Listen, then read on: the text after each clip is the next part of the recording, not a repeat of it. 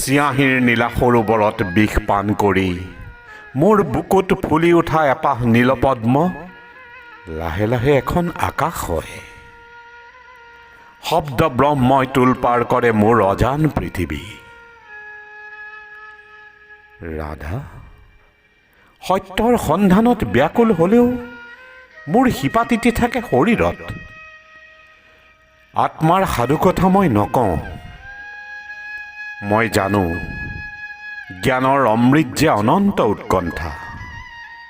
ধ্যানমগ্ন বুদ্ধৰ চকুৰ পতাত শান্তিৰ সেই স্নিগ্ধ আলোক। সৰ্বকল্যাণ ভাৱনা, সৰ্বমংগল কামনা। তথাপি ৰাধা, যমুনাৰ বালিত জোনাকেৰে সাঁচি থবা আমাৰ মিঠা অভিসাৰ।